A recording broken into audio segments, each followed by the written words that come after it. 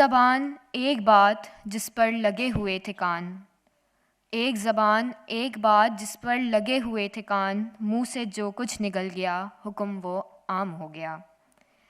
ابھی آپ سن رہے تھے عائشہ فواد صاحبہ کو، اور اب میں زحمت خطاب دوں گی ہمدرد پبلک اسکول کے ہی سیکنڈری سیکشن کے طالب علم اور قائد حزب اختلاف سید محمد شجاع کو۔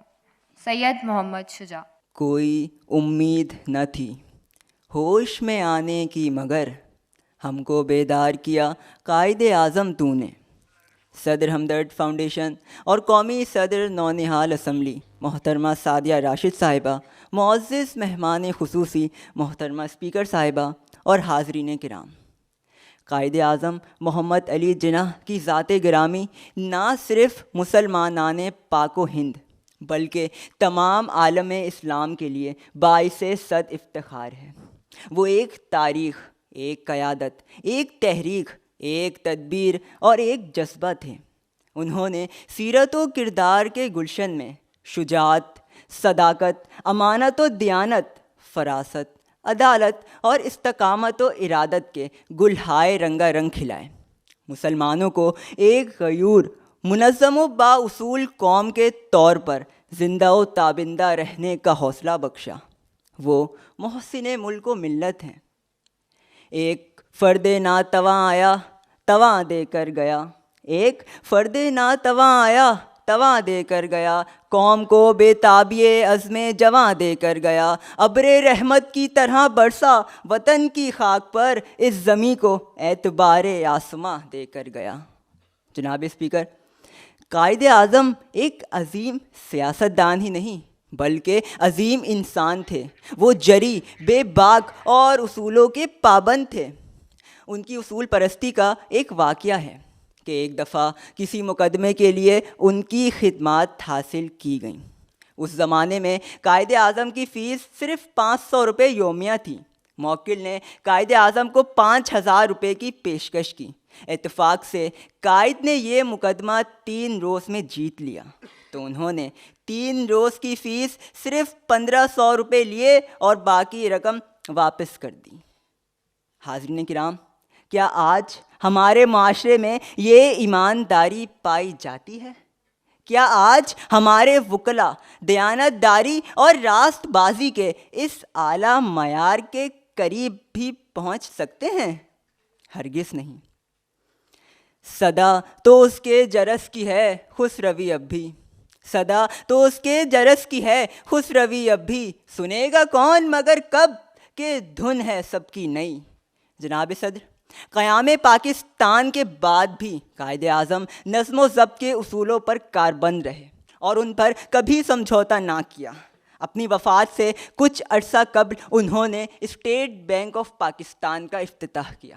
وہ ٹھیک وقت پر تقریب میں تشریف لائے اور دیکھا کہ مہمانوں کی اگلی نشستیں خالی ہیں۔ انہوں نے منتظمین کو پروگرام شروع کرنے اور اگلی نشستیں ہٹانے کا حکم دیا۔ نتیجہ یہ ہوا کہ تاخیر سے آنے والے مہمانوں کو کھڑے ہو کر تقریب میں شرکت کرنا پڑی، جبکہ ان میں وزراء اور سرکاری افسران بھی شامل تھے۔ لیکن قائد اعظم نے اپنے اصولوں کی خلاف ورزی نہیں کی۔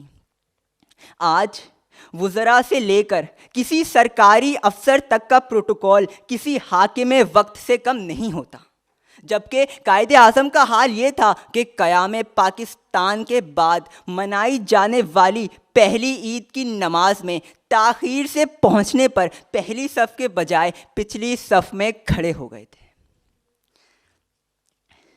آج ہمارے سرکاری دفاتر میں کوئی کام سفارش یا رشوت کے بغیر نہیں ہو سکتا، جبکہ قائد اعظم سرکاری کاموں میں ضابطے کی کسی خلاف ورزی کو برداشت نہیں کرتے تھے۔ ایک بار سیکریٹری خزانہ نے وزیر اعظم لیاقت علی خان کی منظوری کے بغیر ایک فائل قائد اعظم کے سامنے رکھ دی، جس پر انہوں نے شدید خفگی کا اظہار کرتے ہوئے فائل لیاقت علی خان کے پاس پہنچانے کی تاکید کی۔ اس طرح قائد اعظم نے نہ صرف سرکاری حکام ہی نہیں بلکہ پوری قوم پر واضح کر دیا کہ اس ملک میں کوئی کام خلاف ضابطہ نہیں ہو سکتا۔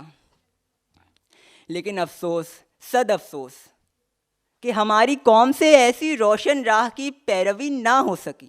قائد اعظم نے نظم و ضبط کی جو عملی مثالیں پیش کی تھیں وہ ہم نے بھلا دیں۔